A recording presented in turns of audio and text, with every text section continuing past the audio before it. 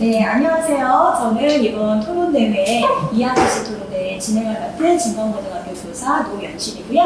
심사 도와주실 심사위원 선생님 소개하겠습니다. 안녕하십니까. 법인 소속 심사위원 정경희입니다. 여러분 반갑습니다. 안녕하세요. 전주중앙중학교 소속 조혜령입니다. 자, 이렇게 멀리서 우리 전국에서 모인 친구들이 있는데요. 함께 소개 나누면서 이번 시간 시작하도록 할까요? 자, 우리 현슬 친구부터 자기소개 부탁합니다. 저는 강릉 예당 글로벌 학교를 다니고 있는 권예슬입니다. 안녕하세요. 원주에서 대성고등학교 다니고 있는 임지우라고 합니다. 안녕하세요. 강릉 예당 글로벌 학교 11학년 강민입니다. 약간 1차원적인 사람이라서 이렇게 깊게 생각하는 연습이 안 돼 있는데 그래도 이번 경험을 통해서 여러분과 생각을 나눠보고자 생각하는 거니까 다 같이 얘기 잘 들었으면 좋겠습니다. 저는 수원에서 수원고등학교를 다니고 있는 남경모라고 하고요. 저는 반대로 조금 4차원적이고 생각이 정리가 되지 않는 사람이라서 좀 여러분하고 얘기하면서 좀 생각을 제대로 정리했으면 좋겠습니다. 안녕하세요. 저는 양산 보안고등학교에서 보안고등학교 2학년이고 양산에서 오늘 한 5시간 왔어요. 너무 힘들지만 온 김에 좀 즐기고 가겠습니다. 서울 신촌고등학교에서 언니 더 좋아해서 인천 작정고등학교에서 온 김민성이라 합니다. 말하는 걸 좋아하다 보니 학교에서 토론 수업을 좀 열심히 했던데 쌤이 권유하셔갖고 이 토론대회에 나온 것 같습니다. 안녕하세요. 정석 한국고등학교에 재학 중인 1학년 박슬기입니다. 저는 항공우주공학자가 되는 것을 꿈으로 가지고 공학년 우주의 끝을 보는 것을 목표로 하고 있습니다. 안녕하세요. 저는 언제나 지치지 않은 에너지로 샤방샤방 나는 대천여고 다니고 있는 예설이라고 합니다.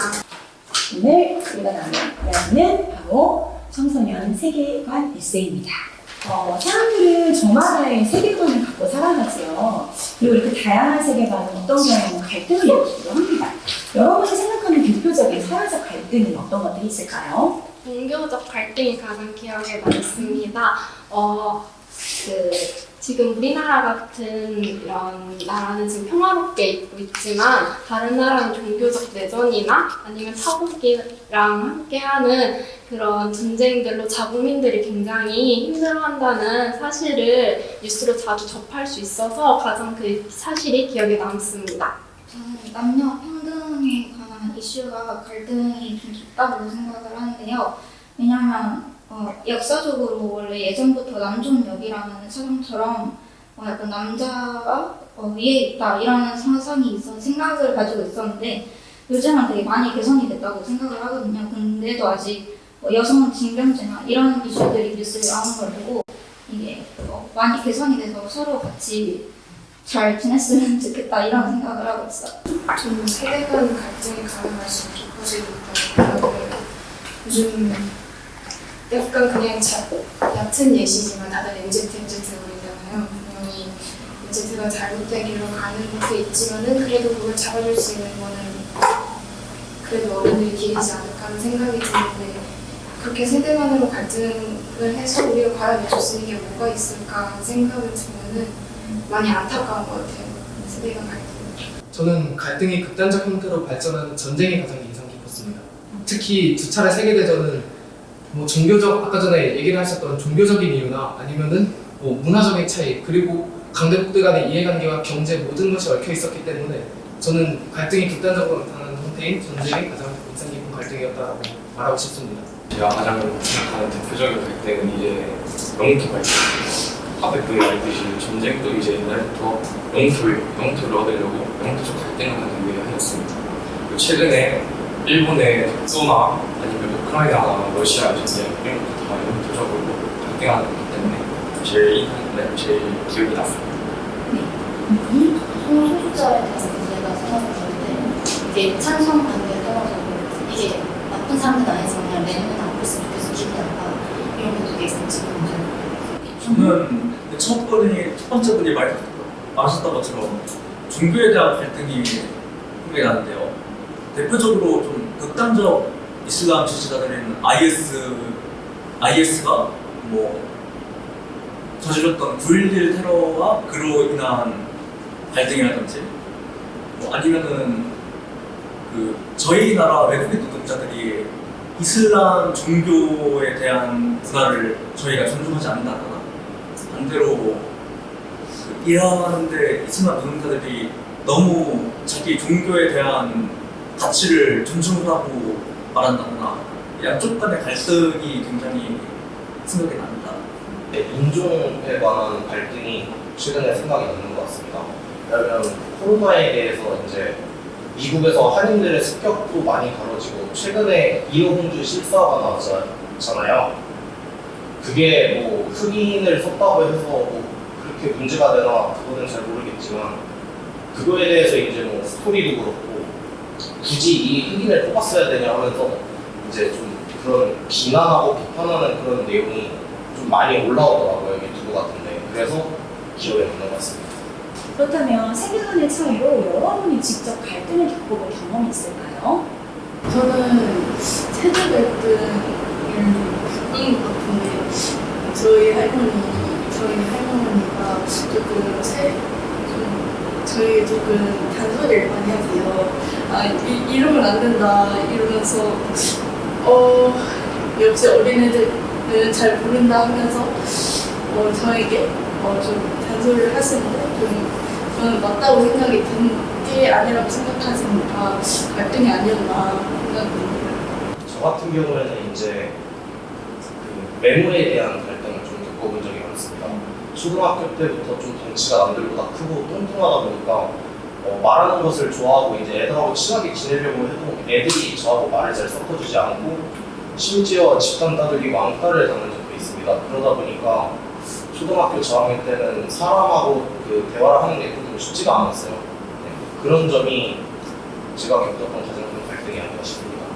저는 이 세계관 에세이 책처럼 제 세계관을 가지고 있었는데 그게 일단 정치적으로 관련된 거였어요. 그래서 제 세계관이 아나키즘이라고 사람들이 모두 도덕적으로 살 수 있으면은 국가나 정부 자체가 필요하지 않다 이런 세상이었는데 이런 게 특히 주변 어르신분들이나 이런 분께서 좀 안 좋아하시고 그러셔가지고 정치적으로 약간 토론이나 아니면 뭐 싸움도 어른분들이랑 좀 하고 그리고 막 길 가다가 그 지하철 안에서도 뭐 어떤 할아버지 분이랑 그래서 갑자기 침 들고 토론하기도 하고 그래서 좀 당황스러웠던 기억이 있습니다. 네. 세대 갈등이긴 한데 정말 많이 갈등이 있어요. 엄마하고 갈등을 겪는 거가 진짜 세대 차이가 느끼는데 엄마 시대 때랑 다르게 지금은 약간 개방적인 그런 세상을 가지고 있잖아요. 그래서 제가 그런 거에 대해서 얘기를 하면은 엄마는 다르다도 아니고 무조건 틀렸다고 얘기를 하는 경향이 있어요. 언제까지 그렇게 부심차게 생각이 바뀌어 있을 거야 이렇게 하면서 서로 싸우기도 하는데 정말 살아왔던 인생이나 그때 시대가 좀 다르다 보니까 고쳐하는 건 진짜 힘들겠구나 생각해요. 백집에 걸려서 저는 일도 안 가고 그냥 안 지키는 거거든요. 근데 지원실 선생님들은 아무것도 거기다 안 그런 거 있어서 그런 거에서 못하겠어요. 저는 얼마 전에 시험이 끝나고 수업량 유효나 수업 시간에 이상주의와 현실주의에 대한 토론을 진행한 적이 있습니다. 저는 그동안 이상주의를 추구하면서 영구적인 평화를 위해 발전할 수 있는 방법은 무엇일까 곰곰이 생각했었는데 그 토론 시간에 현실주의를 추구하는 친구들과 대화를 하다 보니 세계관의 갈등이 느껴지기도 했지만 그 친구의 세계관을 존중할 수 있는 방법도 배울 수 있는 것 같아서 기억이 남았습니다. 세대 간의 갈등이라 해도 되고 가치관의 갈등이라고 생각했는데 저는 여자친구가 있거든요. 근데 최근에 겪은 일인데 저는 여자친구랑 진짜 스킨십을 어느 정도 나가는 좀 자유분방하게 했는데 생각하는데 저희 부모님이 진짜 그런 걸 되게 싫어해요. 그래가지고 진짜 스킨십 하는 거 별로 안 좋아해서 자주 싸우고 저는 되게 어떤 가치관이든지 어떤 세계관이든지 충분히 있을 수 있다고 생각을 하고 왜 저런 세계관을 가지게 되었는지 전부 이해하고 존중을 해주는 편이라서 세계관적, 가치관적인 갈등을 해본 적은 없는 것 같아요. 근데 또 반대로 내적인 갈등을 많이 해본 것 같아요. 그 친구들이 막 내신 공부해야 된다 아니면은 나는 뭐 정식하니까 공부 안 할 거다 뭐 이런 식으로 친구들이 막 얘기를 하고 막 저한테 뭐 여러 가지 이야기를 해주는데 저는 그런 이야기를 들을 때마다 이게 나도 이렇게 해야 되나? 아니면은 나는 이렇게 하면 안 되나? 이런 식의 갈등이 되게 많았던 것 같아요. 뭐 제가 다른 건 모르겠는데 성적이 좋은 편은 아니라서 근데 또 지금부터 정시를 공부하겠다고 지금 성적 다 내려놓고 수능만 공부하기에도 좀 버려야 될 게 많고 좀 생각을 많이 해야 되잖아요. 그러니까 그런 부분에서 좀 갈등을 많이 했던 것 같아요. 결혼할 때 상대방이 집안을 봐야 된다라는 주장에 동의하시는지 여러분의 생각이 궁금합니다. 결혼을 할 때는 상대방이 집안을 보고 결혼을 해야 한다. 찬성하시는 친구 손 들어볼까요? 사진 친구. 하나, 둘, 딱 좋습니다. 네, 좋아요. 나머지 반대로 생각하고 한번 이야기 들어보죠. 그러면 찬성팀에서 먼저 한번 얘기해 볼까요? 사람은 환경에 영향을 많이 받는다는 얘기가 있잖아요. 그렇다 보니까 집안이라는 거는 그 가정의 환경을 뜻하는 걸로 알고 있습니다. 그렇기에 그 환경이 사람에게 끼칠 수 있는 영향이 되게 큰 부분을 차지하기 때문에 안 좋은 집안에서 그렇게 자랐으면 안 좋은 환경에서 자랐다고 해석할 수 있다고 생각합니다. 실제로 저희 할아버지께서 한강촌에서 사셨는데요. 근데 저희 큰아버지께서는 거기서 이제 나오셔서 그래서 결국에는 자수성가하셔서 지금 회사를 하나 굴리고 계세요. 그래서 실제로 큰어머니도 뭐 주식 투자나 이런 것도 하시면서 계속해서 돈을 벌고 계시고 하니까 그리고 굳이 그 집안 환경이 그 사람의 전체를 결정한다 이렇게는 보기엔 좀 무리가 있을 것 같습니다. 집안이라는 게 결국에는 그러니까 좀 사회통념적인 집안은 뭐 재력 이상의 의미를 내포하지 않잖아요. 근데 저는 좀 넓은 의미의 집안으로 사귀라는 사람의 성격이라든가 아버지의 성격, 어머니의 성격 아니면은 뭐 그 집안 자체의 가훈이라든가 그러니까 전체적인 집안의 분위기를 봐야 된다는 생각을 하거든요. 그러니까 재력도 물론 중요하고 그렇지만 그 사람의 어떤 신념과 신조를 가지고 있고 그런 것도 충분히 고려해서 집안이라는 얘기를 하고 싶습니다. 제 여자친구도 사실 집안이 그렇게 그런 거 하는 것처럼 부모님들이 그렇게 성격이 좋으시지가 않고 경제 상황도 그렇게 좋은 편이 아닌데 저는 오히려 그럴 때일수록 집안이 괜찮은 제가 오히려 도와주고 해서 여자친구도 행복하게 해주고 저도 그로 인해 행복을 더 얻을 수 있다고 생각합니다. 아무리 서로 사랑한다 해도 보완할 수 없는 부분이 있다고 생각합니다. 예를 들어 교번 토론자님께서는 긍정적으로 발전할 수 있는 미래를 제시하셨지만 만약에 부모님이 범죄자시거나 좀 부정적인 일을 저질렀다 하면 당연히 집안도 결혼에 고려돼야 할 사항이라고 생각합니다. 상대방의 뭐 집안을 보고 결정한다는 게 경제적인 걸 본다라고 하면은 반대로 나는 경제적으로 괜찮은 상태인가를 확인을 해보는 게 좋을 것 같고 실제로 저희 부모님 예시를 들어보자면 저희 아빠 쪽 분들이 돈이 굉장히 좀 많으세요. 사업을 하고 계셔서. 근데 돈에 너무 돈이 멀어서 가족들을 괴롭히는 행사까지 하게 되고 결국에는 친할머니랑 끊게 됐습니다. 그래서 경제적이나 이런 걸 봤을 때는 어느 정도 보기는 봐야 한다지만은 사람을 사랑하고 결혼을 한다는 거는 그런 것을 할 수 있는 일이기 때문에 이런 직업은 아무리 돈을 많이 줘도 절대 하지 않을 거야라는 직업, 이렇게 상반되는 직업 하나씩만 한번 예를 들어보고 그 이유를 말씀해 주세요. 저는 사학자가 꼭 되고 싶습니다. 왜냐하면 이게 지금 실제로 한국사 교과서나 아니면 세계사 교과서 이런 데 잘못된 부분이 많아요. 그래서 실제로 교과서 이런 거 민원 바로 처리 센터에다가 신고를 해보기도 했고 해서 그래서 수정하겠다라는 답변을 받아본 적도 있어서 그래서 이런 거를 완전히 고쳐나가기 위해서는 제가 직접 발로 뛰면서 좀 노력을 해야 한다고 생각을 하고 그리고 절대로 하고 싶지 않은 그런 직업의 경우에는 저는 운동선수를 절대로 하고 싶지 않은데 학교를 다닐 때 체육이 반에서 뒤에서 두 번째였어요. 그래가지고 체육을 많이 못하기 때문에 네, 운동선수는 아무리 돈을 많이 준다고 해도 사람들의 욕먹는 거나 이런 것도 좀 두려워서 그래서 결코 하고 싶지 않습니다. 저는 자기소개에서 말했던 것처럼 우주공학자 이쪽이 꿈인데요. 꼭 우주나 항공 쪽이 아니더라도 과학 쪽에서 백신을 개발한다든지 제가 연구를 하는 게 사회적으로 좋은 영향을 끼칠 수 있다면 그런 꿈을 꾸는 것을 목표로 하고 있어요. 그리고 반대로 저는 변호사라는 걸 절대로 하고 싶지 않은데요. 억울한 사람의 그 죄를 벗겨주고 변호를 해주는 것도 변호사 일이지만 만약에 제가 맡게 된 사람이 정말 명백하게 죄를 진짜 저지른 것 같다 그런 생각이 들거나 증거가 명백하게 있는데 제가 억지로 막 양심의 가치를 느끼면서 변호하는 상황도 분명히 생길 것 같아서 저는 그래서 변호사라는 직업을 하고 싶지 않습니다. 저는 솔직히 말해서 뚜렷하고 100% 내가 이게 되고 싶다 이런 직업도 갖고 싶다는 건 없지만 어렸을 때부터 담아오던 꿈은 항상 심리학자였어요. 자차전업 시대에도 남아할 수 있는 게 심리학이다. 이제 인간의 마음을 정확하게 알 수 있는 것은 그래도 공감할 수 있는 인간이다라는 생각을 가지고 있었고 가장 되기 싫은 거는 군인이다.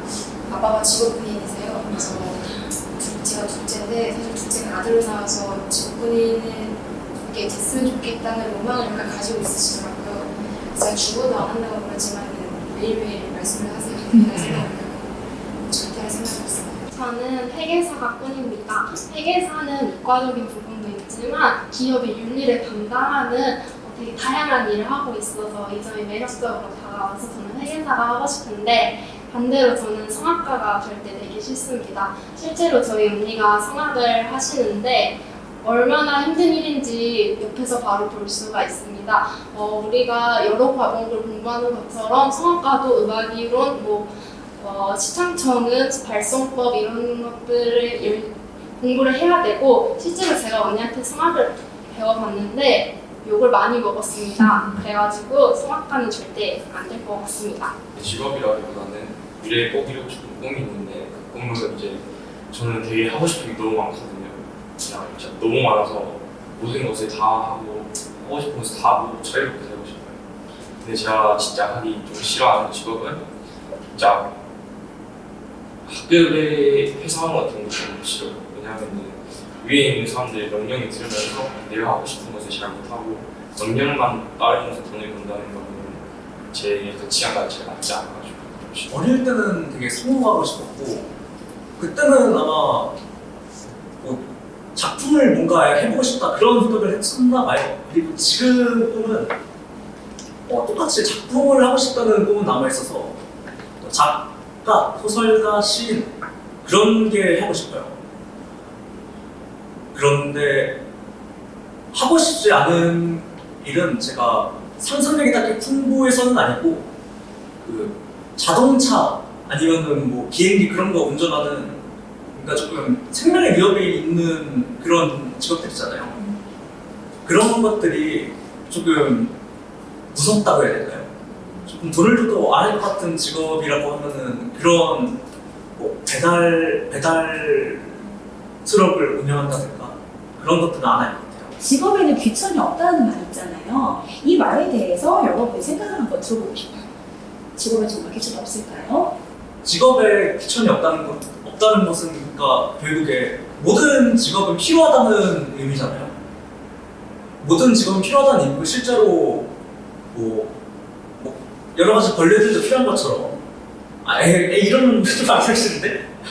그러니까 여러 가지 곤충들이 꼭 우리 생태계에 필요한 것처럼 약간 조금 작은 일이더라도 예를 들어서 마트 카트를 운반해주는 그런 일이더라도 꼭 저희 질서를 위해서는 필요한 일이잖아요. 그러니까 절반은 동의를 하는데 그거랑 별개로 저희 사회 인식 속에서 조금 귀하다라고 생각되는 일이 있잖아요. 조금 희소성이 있고 또 돈도 많이 벌고 희귀하고 그런 시기까지 해야 그런 조금 귀하다라고 생각되는 직업들이 있잖아요. 그런 것들이 분명 존재한다고 생각을 해요. 저는 직업의 귀천이 없다는 말에 대해서 반대합니다. 대신에 일단 전제 조건으로 저는 천하라는 것을 이제 생명과 연관이 있다고 생각을 해요. 그래서 저희 아버지께서 늘 말씀하시는 게 직업을 뭘 가져갖고 이제 돈을 적게 벌어도 되나, 뭐 막노동자 있잖아요, 막 그 목숨 생명수당 같은 거 갖고 일하는 그런 사람은 되지 말라고 늘 말씀을 하셨거든요. 그렇다 보니까 이제 천한 것을 목숨이라고 이제 목숨과 많이 연관된 그런 위험한 걸로 생각하기 때문에 존중받아야 하긴 하나, 직업 전체가 다 존중받아야 되긴 하나, 그런 것은 존중받을 수 없지 않을까 그렇게 생각합니다.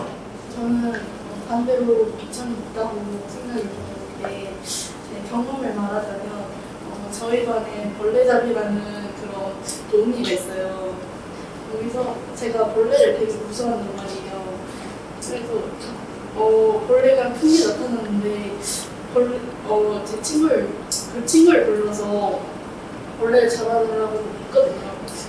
근데 벌레잡이가 다른 사람들이 보기에는 그냥 뭐야 이러면서 사소한 걸 수 있지만 저에게는 좀 대단한 그런 게 아닌가라고 생각이 들어서 귀천이 있다고 생각이 들었습니다. 도덕적 세계는 양심이랑 의무가 지켜지는 사회이고 비도덕적 세계는 그런 것이 지켜지지 않는, 여기서 한번 예로 들자면 나치 집권하의 독일을 설명을 했었는데요. 책에서는 나치 집권 시기의 독일도 그냥 무작정적으로 비도덕적 세계로만 볼 수 있을까 하면서 약간 의문을 품었습니다. 왜냐하면 이게 나치 독일 시절에 분명 유대인 600만 명을 학살하고 이런 것은 나쁜 것이 맞지만 실제로는 동물의 권리에 대한 법이 최초로 제정되고 하면서 긍정적인 효과를 만들었기 때문에 이거를 비도덕적 세계의 예시로 든다 하는 것은 저는 약간 의문입니다. 네. 저는 임균 포럼장님의 말을 동의도 하지만 나치의 정권은 비도덕적 세계가 맞다고 생각합니다. 동물을 생각하는 동물법을 제정하기도 했지만 유대인을 학살하는 비인륜적인 행위를 저질러는 게 더 큰 일이라고 생각해서 비도덕적 세계가 맞다, 비도덕적이라고 생각합니다.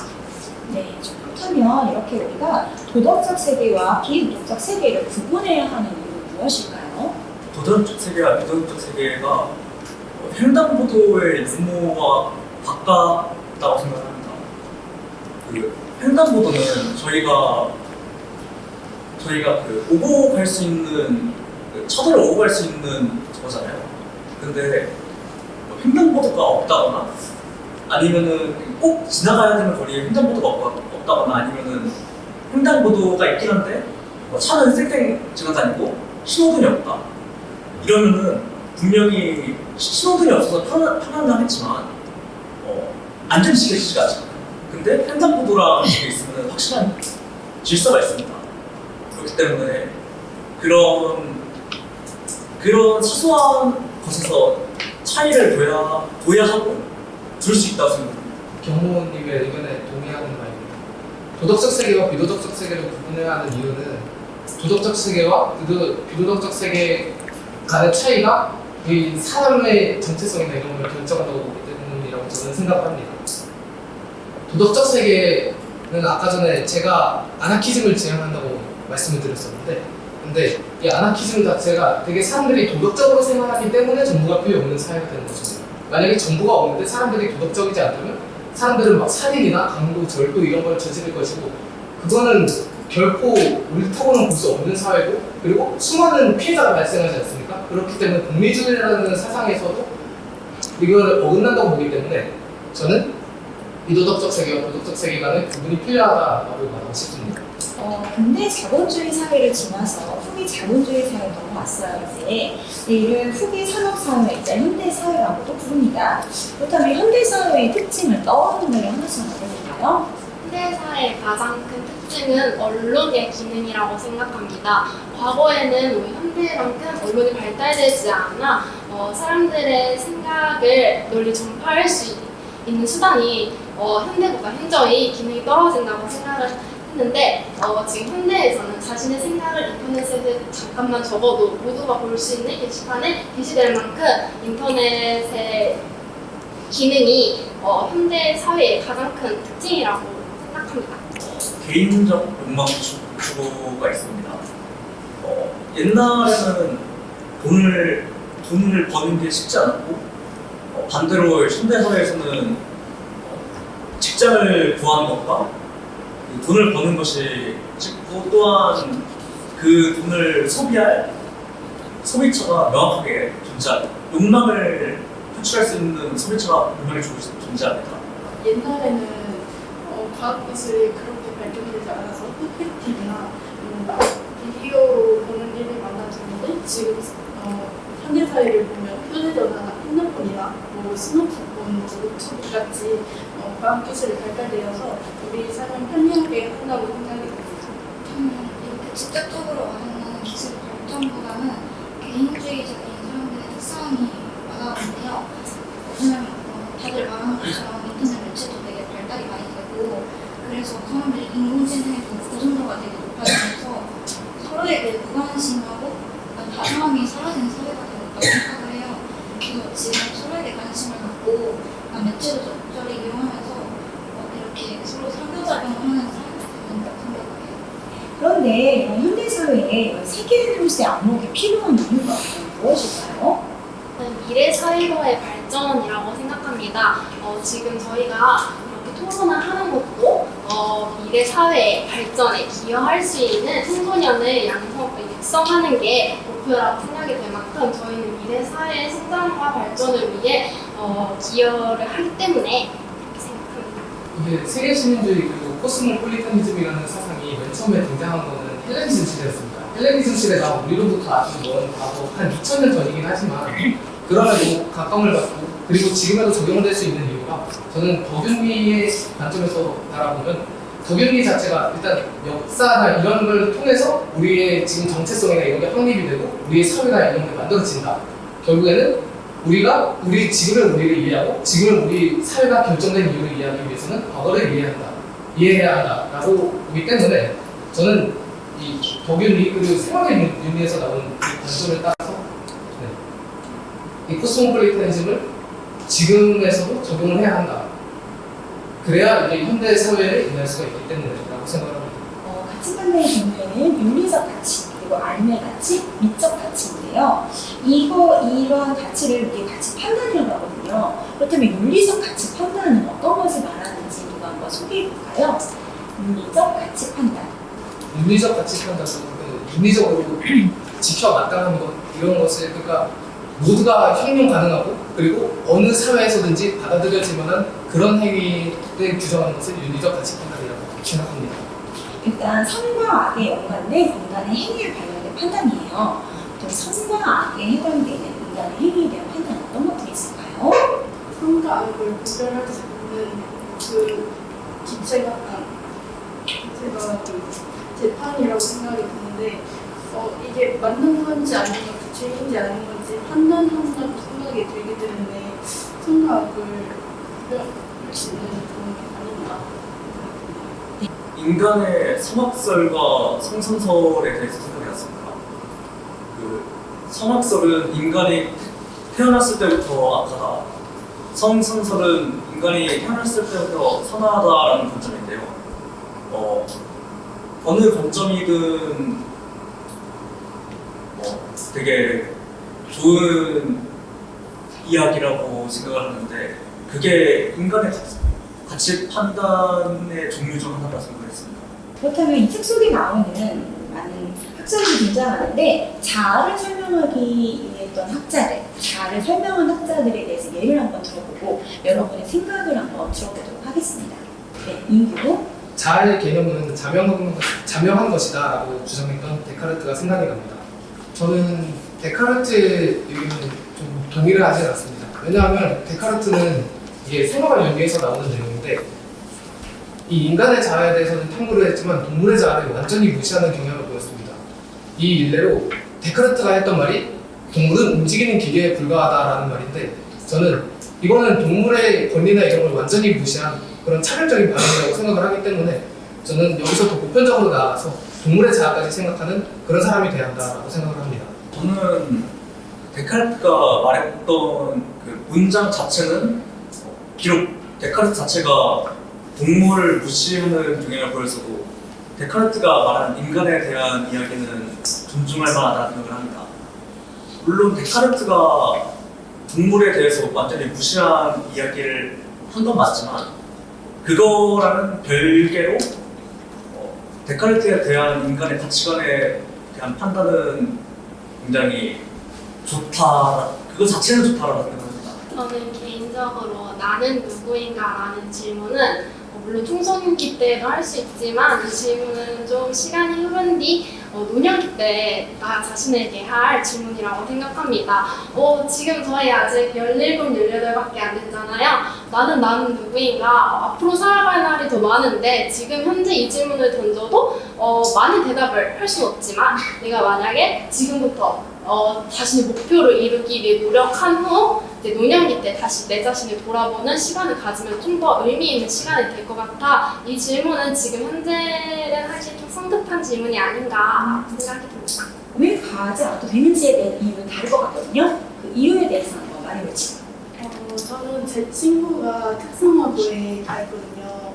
그래서 자격증을 따려고 공부를 하고 있는데 저는 솔직히 그 친구를 알기 전에는 대학을 꼭 가야겠다 하면서 막 공부하고 내신 챙기고 막 그랬는데 그 친구를 알다 보니까 다른 것도 이런 방법을 통해서 직업을 얻고 행복해질 수 있구나라는 것을 알았습니다. 개인적인 반대라지만 찬성 입장을 한번 내볼게요. 물론 아직까지는 대학이 중요하니까 가야 되는 것도 맞는데 어른들이 저렇게 말씀을 하시는 게 꿈도 꿈이지만 대학 가서 즐길 수 있는 추억이 많을 거라고, 대학 가서 성인들끼리 학생들끼리 성인들끼리 보는데 보면 웃기는 게 있을 거고 대학에서 볼 수 있는 게 많다. 그러니까 대학은 힘들더라도 가라. 높은 대학이 아니더라도 가서 수업을 즐긴 다음에 너가 하고 싶은 직업을 찾아라 라는 말이 좀 많이 들어서 찬성이 될 것 같습니다. 네, 배부른 돼지보다 배고픈 소크라테스를 살겠다라는 말이 일단 무슨 의미인지 말해보고 여기에 동의하는지 또 동의하지 않는지 여러분 생각을 말씀해주세요. 배고픈 소크라테스가 낫다고 생각합니다. 왜냐하면은 물론 배고픈 소크라테스라고 하면은 어느 의미에서는 좀 고집을 쓴 사람으로 받아들여질 수도 있는 부분이지만 그만큼 신념 있고 생각했고 굉장히 아는 게 많은 사람, 그런 사람이 지향점이기 때문에 배부르게 막 어디 빌어먹고 붙어먹고 그러는 것보다는 차라리 조금 더 정신적인 풍요를 지향하는 게 낫다고 생각을 해서 하니까 사실 좀 그런데 제가 생각하는 뜻은 일단 배부른 돼지는 그냥 가만히 있어도 먹기가 하는 아무런 발전이 없는 사람이거든요. 제 개인적인 생각이지만 배고픈 소크라테스는 어느 정도 충분한 만족감이 있음에도 불구하고 무언가를 끊임없이 갈구해서 그것을 쟁취하는 그런 성취감을 느끼는 사람이라고 생각을 해요. 당연히 그렇게 해서 자신의 하는 것에 성취감을 느끼는 사람이 배부른 돼지보다 성장할 거라는 당연한 내용이기 때문에 소크라테스. 배부른 돼지와 배고픈 소크라테스에 대해서 설명을 드리자면 일단 배부른 이게 밀이라는 사람 자체가 공리주의 사상가인데요. 맨 처음에 공리주의가 고안됐을 때 공리주의를 고안한 벤담은 이 쾌락에 대해서 수준이나 이런 걸 두지 않고 무조건 쾌락의 양이 많으면 사람은 행복하다라고 가정을 했습니다. 그러나 밀은 이 쾌락에도 질적 차이가 있다라고 두면서 이 쾌락의 질이 떨어지는 행복을 많이 느끼는 상태, 그것을 이제 배부른 돼지로 보았고, 그 다음에 질적으로 높은 쾌락을 많이 누리지는 못하지만 그럼에도 질적인 쾌락을 누리는 상태, 그것을 이제 배고픈 소크라테스라고 보았습니다. 저는 일단 이 배고픈 소크라테스 상태가 되는 것에 대해서 저는 반대하는데요. 이게 실제로 한 역사적 예를 들자면 소비에트 연방이 많은 사람들이 사람들이 불행했을 것이다 이렇게 생각하는데 실제로는 되게 쾌락을 느끼거나 아니면 취미 여활동을 하기 위한 그런 비용은 매우 비쌌습니다. 하지만 기본적인 생활용품 자체는 엄청나게 싸서 기본 노동만 하고도 생활이 충분히 가능할 정도로 사람들의 그런 복지가 이루어졌기 때문에 저는 벤담의 공리주의도 나쁘지 않다라고 생각을 합니다. 공정으로서의 정의를 실현하려면 필수적으로 민주주의 사회가 요구되는데요. 교육은 민주주의 사회의 실현을 통해서 개인의 성숙을 강조하였고요. 성숙해지려면 반드시 필요한 것이 있다고 했는데요. 여러분은 어떤 것이 필요하다고 생각하는지 궁금합니다. 저는 책임감이라고 생각하거든요. 아이는 부모님한테 의존을 하지만 어른은 누구한테 의존을 해야 할지 잘 모르잖아요. 또 책임감이 어른들에게 되게 중요하다고 생각이 드는 이유가 여러 가지로 뭐 바쁘게 생각해야 할 것도 많고 바쁘게 일해야 하는 것도 많은데 여기서 책임감 없이 산다면 이득조차 없으니까 책임감이 있어야 한다고 생각합니다. 개인의 성적을 위해서 필요한 거는 자신에게 주는 책임감이라고 생각합니다. 당연한 얘기겠지만 내가 무언가의 일을 했을 때는 그것에 대한 비판도 있어야지만 이제 잘했다라고 스스로 칭찬을 좀 안 해주는 게 아니라 남을 더 기분있게 비판하고 칭찬하고 그러면서 나도 돌아볼 수 있는 거기엔 나와 내 주변 사람들 모두가 함께 성숙해질 수 있는 거죠.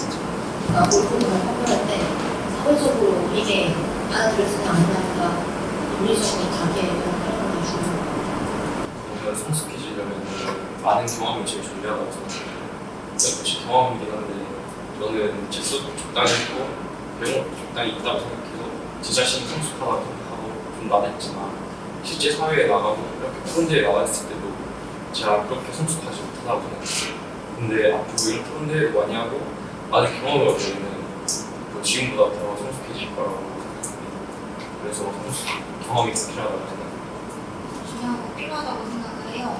그동안 말한 것처럼 많은 시행착오가 있고 실패도 해보고 그걸 극복함으로써 그걸 성장통으로 듣고 다시 일어서는 과정이 되게 중요하다고 생각을 하거든요.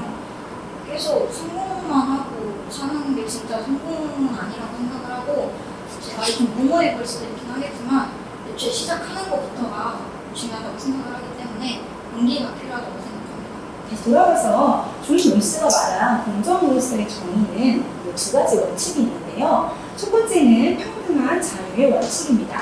그리고 두 번째는 사균의 원칙인데요. 이 두 가지 중에서 여러분 혹시 설명하고 싶은 것이 있다면 개인적으로 이런 원칙이 중요하다고 생각하는 것이 있다면 말해볼까요? 차등의 원칙이 그리고 그 교과서에 나오는 설명을 인용하자면 야구 경기를 보러 갔습니다. 근데 여기에 그 높은 판이 있어요.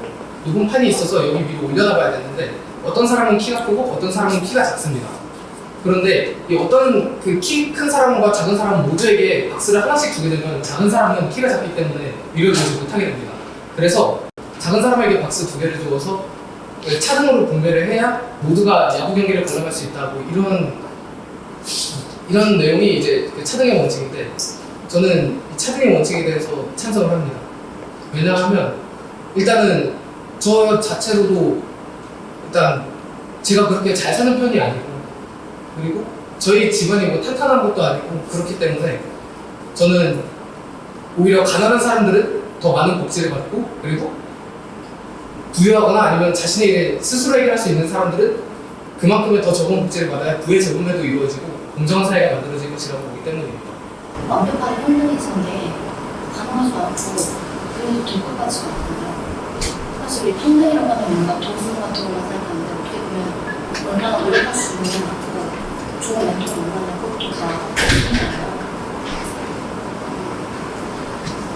그래서 평등을 시작하는 것보다 그냥 개인이 가진 대로 하는 중입니다. 인교라는 것에 조금은 동의하지만 반대로 그 생활과 일치에서 나오는데 자 개인과 흑인에서는 옛날부터 차이가 심했으니까 차별이 있지 않게 장애인들이나 이런 사람들을 더 먼저 추가 점수를 높게 하는 제도 같은 게 있어요. 근데 그런 제도들로 평소에 그 사람보다 훨씬 더 잘하고 점수가 더 높았던 사람들도 그런 추가 점수 때문에 떨어지는 사람들이 많다고 들었어요. 그래서 그런 거는 좀 불평한 것 같아요. 혹시 낙태를 금지해야 한다라는 이 주제에 대해서 여러분은 찬성하는지 반대하는지 의견을 한번 들어보고 싶습니다. 낙태를 금지한다라고 하는 거에 대해서 여러분의 생각은 어떤가요? 하나의 생명을 죽인다는 것은 좀 생각만 해도 조금 끔찍한 일이잖아요. 그래도 낙태는 좀 아니어도 그래도 다른 그런 해결법을 찾으면 되지 않을까 생각이 듭니다. 현실 의견에 반대 의견 있으신 분? 하수미? 생명체라고 하셨는데 제가 기술과정 시간에 배웠을 때 일정 기간이 넘지 않은 태아의 경우는 뇌가 제대로 발달하지 않아 감정을 느낄 수 없는 상태라고 배웠습니다. 따라서 저는 낙태 금지 배웠어가지고 저는 낙태 금지를 반대합니다. 개인의 자유가 더 우선적인 개인의 자유를 존중하는 그런 가치가 더 크다고 생각하기 때문입니다. 네, 그러니까 뭐 혼자 만나서 그 사람들은 주로 대단한 사람이 별로 아니기 때문에 거기서 좀 더 생각해보고. 그거니? 저는 해수리처럼 저는 그 낙태 금지법을 저는 반대합니다. 왜냐하면은 낙태 임신은 자기가 원할 때도 있지만 진짜 범죄처럼 성폭행 위험으로 원치 않게 임신이 되는 경우가 많아요. 그리고 자기가 낳을 아기의 생명은 자기가 선택하는 거라고 생각했기 때문에 낙태 금지는 반대한다고 생각합니다. 저도 보건이의 의견에 동의하는데 여기서 조금 더 내용을 추가하자면 이게 낙태라는 것 자체가 일단 볼 때 그 아기가 스스로 의사결정을 할 능력이 없지 않습니까? 그래서 저는 그 의사결정을 할 능력을 부모에게 대리로 맡긴 상태다 이렇게 보았는데 그러면은 전적으로 이제 그 아기의 의사결정에 대한 것은 부모한테 권한이 있기 때문에 부모가 만약에 그 아기를 낳는 것을 반대한다 그러면은 충분히 낙태를 할 범위가 있다라고 저는 생각을 했습니다. 약간 반박을 하자면은 물론 문제가 일어났을 때는 그럴 수 있다고 충분히 이해는 합니다. 하지만 요즘은 저출산 시대라서 출산을 하면 돈을 주겠다라는 이런 제도가 계속해서 마련이 되고 있는데 돈을 목적으로 아이를 임신시킨 다음에 돈을 받고 나서 아이를 지우는 경우가 좀 있다고 해요. 그래서 그런 기준이 없는 상태에서 무작정 이걸 금지에 찬성을 반대한다 이러면 오히려 윤리적 가치가 있지 않을까 생각이 좀 이해솔 토론자님의 의견에 대해서 반박하고 싶은 부분이 있는데요. 그 외국 어떤 대학교의 실험 중에서 그 닭의 통각세포를 제거하고 사육을 하면은 더 효율적으로 키울 수 라는 주제로 이루어진 실험이 있었는데요. 실제로 닭의 통각세포를 아예 제거하고 아주 좁은 닭장 안에서 키워보니까 닭이 고통도 받지 않고 효율적으로 닭을 키울 수 있음이 입증되었습니다. 그러나 그런 식으로 키운 닭을 저희는 굉장히 윤리적으로 좋지 않게 보고 그렇기 때문에 뇌가 없고 고통을 느끼지 않는다고 해도 낙태를 허용하는 것은 조금 생명을 경시한다고 생각을 합니다. 네, 좋습니다. 혹자는 가난의 책임을 개인의 차원으로 여기기도 합니다. 그렇다면 여러분은 가난은 누구의 책임이라고 생각하는지 한번 이야기 나눠보겠습니다. 저는 가난은 개인의 책임, 사회의 책임보다는 좀 개인의 책임에 가깝다고 생각을 하지만 현재의 개인이 아닌 과거의 우리 조상분들이나 이런 분들의 책임이라고 생각을 합니다. 왜냐하면 이 현대 대한민국이 이게 완전히 새로 만들어질 때 그때 우리나라가 토지를 3정도씩 이게 보급을 하는 정책을 진행을 했었어요. 이게 한국사 책에도 나오는 내용인데 근데 실제로 이렇게 모두 같은 토지를 배고받았음에도 부의 차이가 나는 것은 분명 어디선가 문제가 있었을 것이다 라고 저는 생각을 하기 때문에 저는 거기서 누군가 개인의 잘못이 있었을 것이다 라고 판단을 했습니다. 그냥 개인의 책임이라고 생각을 했었어요. 이후에 어찌됐든 제가 가난해서 자신이 노력을 하면 분명히 그거에 따르는 결과가 있을 텐데 이거를 보통 사람들은 자신은 문제가 없고 무조건 사회의 책임이다. 그래서 내가 가난하다라고 말하는 사람들이 있고 그렇게 믿고 싶은 사람들이 있다는 걸 알고 있습니다. 하지만 현재에서는 이게 사회적 책임이 조금 더 중요하다고 생각하는데 다들 그러잖아요. 물가로 오르는데 월급은 안 오른다. 그래서 가는 갈수록 살기 어려운 시대가 가는 것 같다라고 하면서 뭔가 동의를 해주는 상황입니다. 그렇기 때문에 자신과 노력과 무관하게 사회에 어떤 책임도 없지는 않다고 생각합니다. 아까 이민규 조론자님이 말하신 똑같은 빵을 보고 받았는데 그거를 제대로 써먹지 못하고 그것 때문에 부의 차이가 났다라고 말씀을 하셨는데 근데 그거 분명히 옛날에는 돈을 모으기 위한 허들이 지금보다 낮았던 건 맞습니다. 그러나 그때 농경 사회에는 단순히 저희의 경제 활동 말고도 가뭄이라든지 풍작이라든지 그런 천재의 지변의 영향도 충분히 있었을 겁니다. 그렇기 때문에 그런 것들을 고려하지 않고서 막 그렇게 얘기하는 것은 아니라고 생각합니다. 그리고 별개로 제 의견은 분명히 개인의 책임이 존재한다고도 생각을 합니다. 분명히. 그러나 또한 지금 사회가 계층의 이동이 자유롭지 않아진 것은 충분히 맞다고 생각합니다. 오늘날의 사회를 이렇게 개성을 상실한 코드 사회로 볼 수 있는 사례에는 어떤 것들이 있을까요? 우리 지금 사회를 코드 사회로 볼 수 있는 예시로는 일단은 우리 이 사람들을 모두 숫자로 분류하는 주민등록증을 예시로 들 수 있을 것 같습니다. 저희 사회 공통의 기호식품이 정해졌다라는 부분을 줄 수 있을 것 같습니다. 예를 들어서 술이라든지 담배라든지 아니면은 그런 무해한 것들일 수 있고 아니면은 저희가 평범하게 먹는 치킨이나 빵 같은 거 그런 것들을 들 수 있을 것 같습니다. 정의 실현을 위해서 폭력적인 방법도 용납할 수 있다라는 의견에 대해서 여러분의 생각은 어떠한지 궁금합니다. 사실 인도의 독립과 얽힌 이야기를 설명해 보자면 1차 세계대전 당시에 영국이 인도로부터 이제 군대를 보내주면 독립을 시켜주겠다라는 약속을 했습니다. 근데 실제로는 이 약속이 지켜지지 않았습니다. 그래서 인도의 독립운동가들은 독립을 하기 위해서 각자 여러 가지 방법으로 진행을 해야 되는데 예를 들어서 간디의 소금행진이라든가 그런 폭력적인 운동이나 이런 게 있겠죠. 하지만 그런 것은 실제로 효과를 발휘하지 못했고 사람들을 모두 감방으로 보내버리는 처참한 결과를 초래했습니다.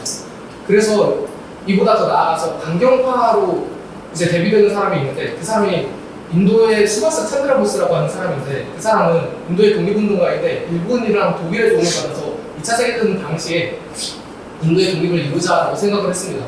그래서 일본군에 적극 협조하면서 실제로 그 인도 내주까지 일본군이 진출했을 때 정부를 구성하기도 했었는데 이처럼 실제로 폭력을 동원해야만 가능한 경우가 있었기 때문에 저는 폭력을 동원하는 것도 타당하다고 생각을 합니다. 그 정의를 위해서 폭력을 사용하면 그 한동안은 잘 정의적으로 될 수 있지만 그 뒤로는 또 다음 세대가 그것을 해결하기 위해서는 또 폭력을 사용할 것입니다. 이것은 예를 들자면 저희 학교에서도 했었던 일인데 어떤 선생님이 어떤 학생이 폭력을 하는 것을 보고 학생이 또 때렸어요. 근데 그 학생은 이제 그 선생님한테 그런 것을 때리고 또 다른 학생을 또 때렸습니다. 이렇게 폭력은 또 폭력이 났기 때문에 이제 정의를 위해서 폭력을 사용한다는 것에는 반대합니다. 여러분은 여성도 군대에 징병제를 가야 된다라고 생각하는 주장에 대해서 어떤 생각이신지 궁금합니다. 우선 지금 되고 있는 출산이나 불방의 연구 대책, 무슨 연관성이 될지 잘 모르겠습니다. 물론 두 개 다 흔들린다는 건 알지만은 좀 너무나 다른 개념이라고 생각을 하고 군인 가족인 제 입장에서 봤을 때는 지금 남성들이 가고 있는 군대 시설도 요구하고 알고 있고요. 수통도 열심히 운영되지 않는데 가보지 않고 있고 물론 개선이 됐다고는 하지만 만족하지 못하는 시설이 있는 것만 같습니다. 근데 그것을 아직 처리하지는 않고 무작정 여성들을 지금 또 다른 부대를 만든다. 부대에 들어가는 국방부도 분명히 붙은 것이고 사람들 간에서도 의견이 분분한 걸 알고 있어요. 그냥 여성들 일은 나중에 하고 우리 거나 먼저 고쳐달라고 얘기하는 남성들도 많고, 네, 그래서 저는 지금의 문제를 먼저 해결한 다음에 여성들 보는 걸 신중하게 이렇게 절차를 마련을 해서 가는 게 좋을 것 같습니다. 저희 아버지도 군인이셔가지고 주변에서 많이 봤는데 다른 부대는 모르겠으나 저희 아버지가 계신 부대는 환경이 많이 개선되고 있는 중이었거든요. 이렇게 계속 실천되는 과정 속에서 여성 징병제에 대한 논의 또한 계속 이어져야 된다고 생각하고 저는 여성 징병제에 찬성을 하는 입장입니다. 아무래도 남성만 2년, 솔직히 20대 초반에 청춘을 군대에서 보낸다는 것은 여성, 남성, 남녀 평등에서 어긋나는 관점이라고 생각하고 환경도 계속 개선되고 있으니 여성의 징병제에 대해서도 꾸준히 계속 토론하고 많이 남성과 같은 그런 대우를 받지 않더라도 조금이나마 군사 훈련 이런 것에서는 참여하는 방향으로 이어가는 것이 맞다고 생각합니다. 여성을 징병해야 된다는 의견에 필요에 따라서 고려해야 된다고 생각하지만 지금은 아니라 생각합니다. 왜냐하면은 일단은 지금 당장 군대는 결국에 여러 다른 나라의 사례도 그렇겠지만 결국에 일선에 설 수 있는 군인들을 모집하는 거잖아요. 물론 지금 막 설 수 없는 사람들도 막 모집한다가 많다 그런 식으로 말이 많긴 하지만 아무튼 최전선에 나갈 수 있는 사람들을 모아서 지금 싸움을 나가게 하는 거기 때문에 제대로 싸울 수 없는 사람이거나 아니거나 아무튼 모으는 거는 조금 과하다고 생각을 합니다. 제 생각이 대부분 다 나와갖고 할 얘기가 다 있는 것 같습니다. 어떤 거 찬성하나요? 혹시 반대하나요? 저는 일단 반대하는 의견을 갖고 있습니다. 왜냐하면 일단 아까 얘기했듯이 비용적인 측면도 정말 많이 나올 것이고요. 또 지금 뭐 남성들도 가는데 되게 투정 부린다 해야 되나? 저항을 많이 하고 그냥 억지로 가게 되잖아요. 근데 여성들까지 그런 게 나온다면 사회가 정말 혼란스러워질 것 같습니다. 이런 안락사를 불법화해야 한다는 학생의 여론이 높아지고 있는 상황입니다. 왜 이런 현상이 일어나는 걸까요? 그리고 여기에 대한 첨단 의견을 말씀해 주세요. 안락사를 하는 이유는 대표적으로 불치병에 걸렸을 때 그냥 고통만 이어지는 생이 있다면 그 가족분들의 동의를 받거나 얘기할 수 있는 사람이면 가족 자신의 개인을 통해서 안락사가 이루어지는 다고 생각을 해요. 네, 정말로 저는 안락사를 해도 된다고 생각하는 편인데 윤리적인 관점에서 보면 조금 그렇긴 하지만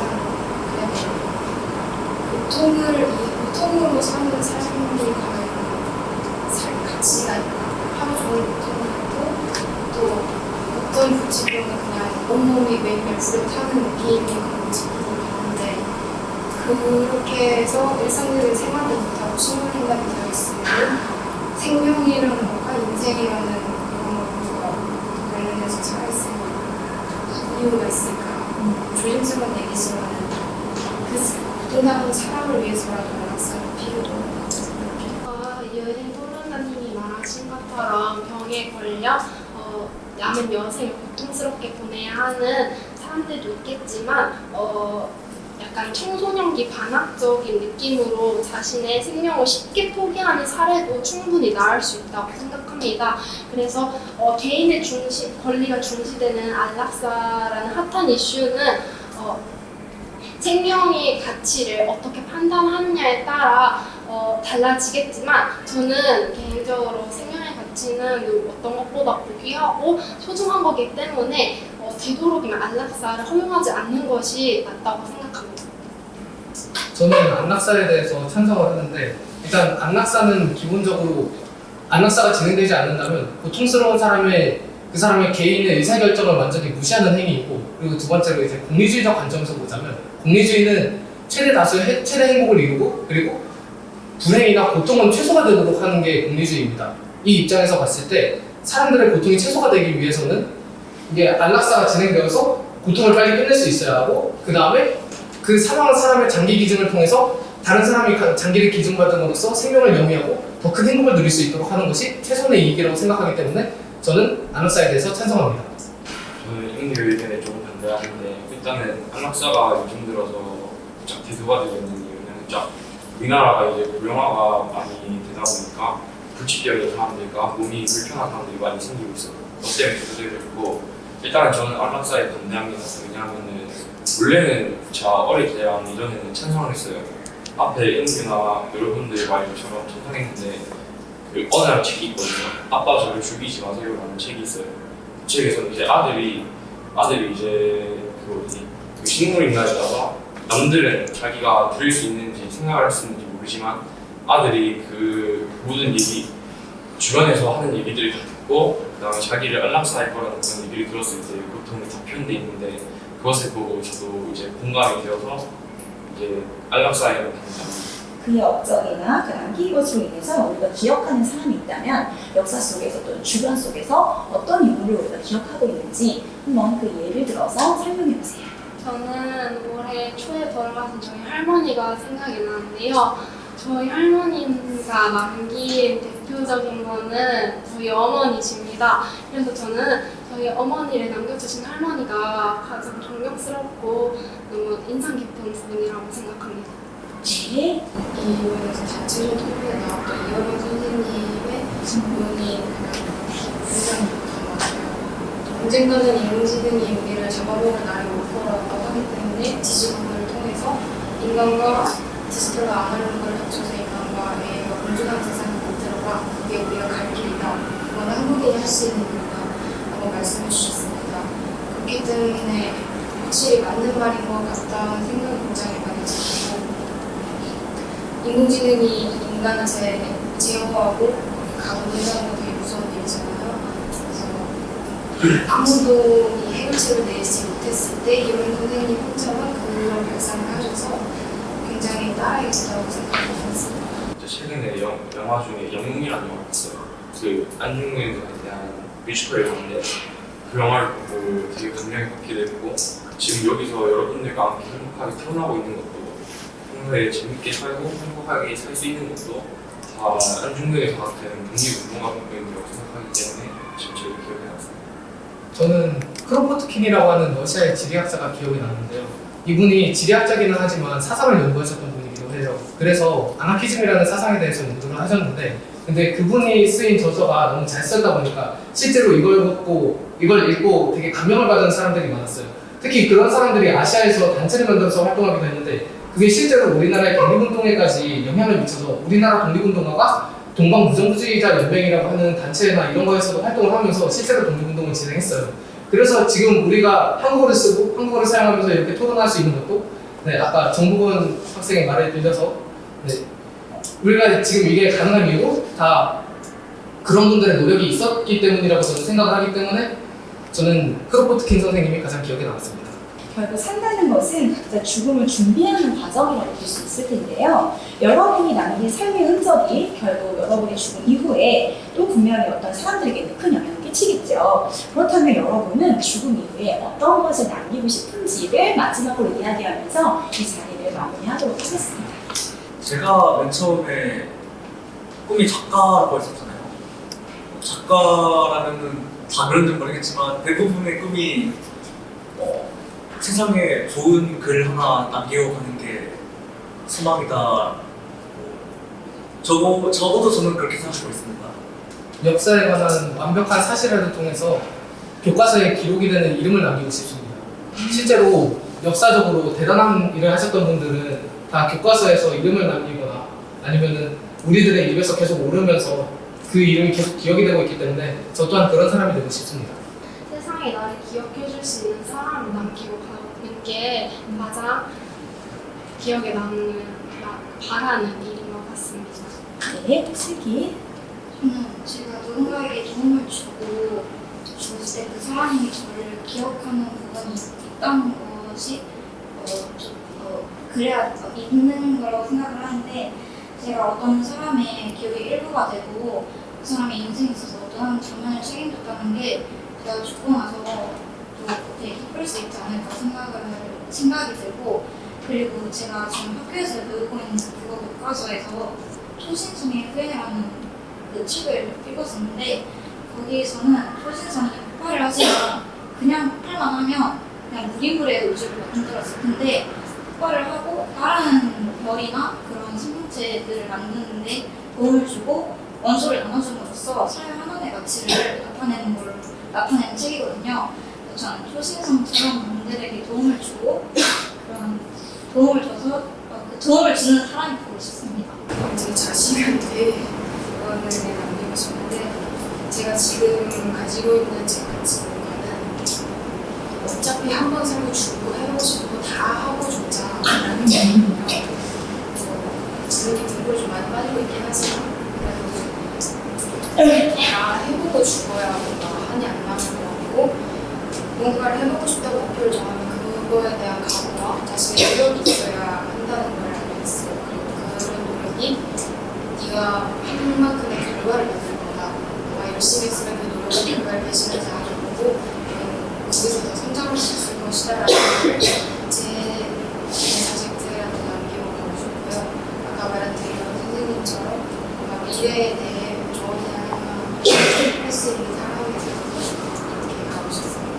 자, 그러면 우리 간단하게 우리 토론 소감을 다 같이 한번 나눠보고 마지막으로 이거 학생 상호 퍼포먼스 드릴 거거든요. 그래서 소감을 간단하게 나눠본 다음에 이걸 정리하고 돌아가도록 하겠습니다. 솔직히 막 설레고 막 그런 것보다는 좀 망설이고 여기 앞에다가 집에 갈까 이런 생각까지 했는데 집에 안 온 게 정말 다행이었고요. 너무 재밌었고 네, 설명 다 잘해주셔가지고 좋았습니다. 저는 세계관 에세이라는 책을 읽고 이렇게 의견을 공유하면서 정말 다양한 의견이 좀 존재할 수 있구나. 그리고 의견이 무조건 예 아니요만 존재하는 게 아니라 이 사이의 간극에서도 어느 정도에서 타협점을 찾거나 아니면 여기서도 새로운 의견이 존재할 수 있구나 하는 걸 많이 느꼈습니다. 사실 핑계처럼 들릴 수도 있지만 저희 학교가 진료교사나 모의고사를 다른 학교보다 늦게 보거든요. 학교 늦게 하기 힘들고 그렇게 하기 지금 하는데, 그래서 단체적으로 나오고 개인적으로 나오거든요. 시험 끝나고 총 평일만 한 4일 정도 시간이 있었어요. 그래서 책을 다 읽어야 되는 상황이어서 이 책을 어제 새벽 4시까지 달고 들어올 때는 피곤해서 오늘 못 쉬겠다. 저 생각도 오래 안 들었는데 난 진짜 안 될 놈이구나 생각을 하면서 들어갔었어요. 확실히 말을 하는 데서 책의 문장을 인용할 수가 없었고 지난 1차원형이라는 생각밖에 못했는데, 그래도 이렇게 이야기 나오는 거는 진짜 재밌는 것 같고, 생전 처음 보는 친구들끼리 서로 말할 수 있는 거는 진짜 이 프로젝트 끝이 아니라 할 수 있는 생전 처음 보는 사람끼리 하나의 주제를 가지고, 하나의 주제는 아니지만 하나의 책을 가지고서 이렇게 풀어나는 게 너무 좋다고 생각을 해요. 그러니까 진짜 서로 간에 봐왔던 것도 없고, 그렇기 때문에 오히려 서로 간의 이견을 완전히 유출할 수 있다. 그건 중요하지 않고 그런 게 좋았다고 생각해요. 네, 저는 일단은 처음에 이거 하기 전에 저희 학교 단체전이 치부수상 받았어요. 그래서 진짜 저도 잘해야 될 것 같다 이런 생각을 부담을 하다가 그 생각을 치고 상에 받던 말들 좀 많이 즐기고 가자. 그냥 그것도 있었는데 제가 원래는 지금이 나오면 제일 먼저 손들고 다 올리겠어요. 근데 애들 거 얘기 듣다 보니까 오늘 재미있고 제 생각 못한 것도 말하고 정리도 해야 될 것 같고 말 못한 게 많지만 너무 재밌었고. 소심해서 말을 잘 못해서 좀 걱정하고 나면서 다른 것도 다른 것도 좋았습니다. 아까 맨 처음에 얘기했듯이 제가 말하기를 좋아한다 했잖아요. 희한하게 제가 말을 하면 사람들이 이제 좀 자신의 주장을 잘 안 펼치는 경향이 있어서 남의 의견을 좀 들어보고 싶어서 이 대회를 참가한 이유도 있습니다.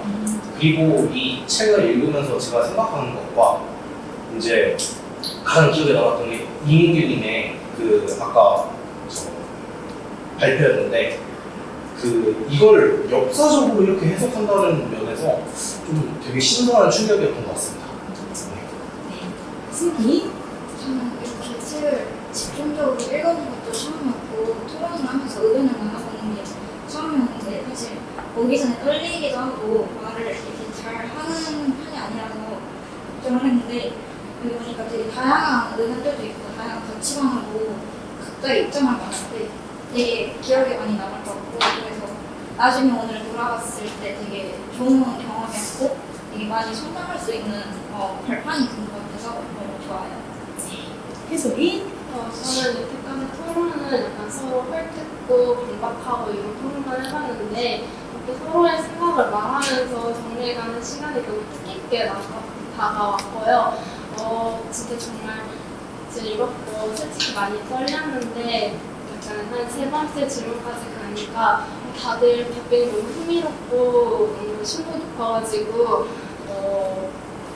너무 기억에 남아요. 오늘이 정말 기억에 남을 것 같은 하루였습니다. 네, 수고하셨습니다. 오늘의 얘기 분명히 봤을 고맙습니다.